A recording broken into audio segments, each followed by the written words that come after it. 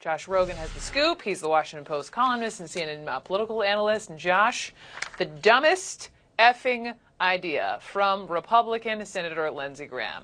Tell me more. What you have to understand is that we're all at this Munich Security Conference, which is like the premier diplomatic schmoozing session for world leaders, okay? And you pack 500 people into the hotel, load them up with beer and schnitzel and see what happens, okay? And Lindsey Graham is running around the conference trying to get European governments to commit to sending troops to Syria. And the whole scheme is if the Europeans commit troops, then maybe Trump will leave some troops. That's Lindsey Graham's idea, to leave Syria with honor without having ISIS return or the Turks attack the Kurds, etc.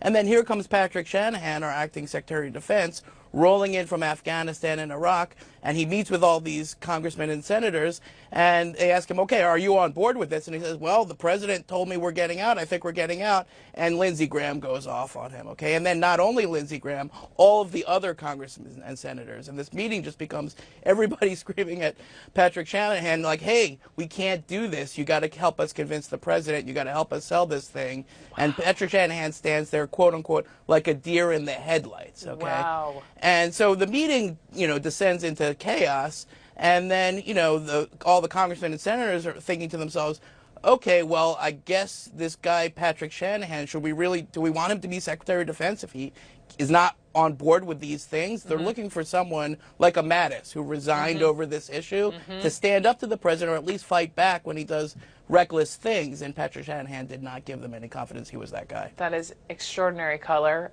Josh Rogin, that you got from this schnitzel-filled conference. Good to know. Really what do our allies say to the U.S. about this? Yeah, well, I mean, they have a shared interest, right? They get attacked by ISIS too, right? Even more than us, frankly. And Graham's argument is like, hey, listen, we're pulling up, but maybe you can help me convince Trump not to pull out all the way if you do some burden sharing. And they're like open to that idea, but they want to know if Trump is really on board or not. And Trump really isn't made a decision yet. So they're like, if you go, we go. But if you stay, then we stay. And for Graham and people like Graham all over Congress, they're like, okay, well, that's reasonable, but the problem is that inside the administration, it's just chaos. And Patrick Shanahan's like an acting deputy, right? He's auditioning for the job. Yeah. He doesn't really have the power, yet all the military guys, they really want to stay, but they're not supposed to say that because they're supposed to salute and just do what the president says. And so everyone internally and externally is trying to figure out what we do next, right? It's no good to end the war against ISIS if we start 2 more wars right after that. It's we look at Iraq and we see what happened there and we ask ourselves, are we really going to do that again? Are we going to make that same mistake again? But there's no top-down leadership. That's why Lindsey Graham is taking it upon himself to try to unjam this situation, and it's not really working, but he's trying as hard as he can. So in the unjamming and the chaos, is there any indication that President Trump or the White House might change their minds, get cold feet on withdrawing troops from Syria?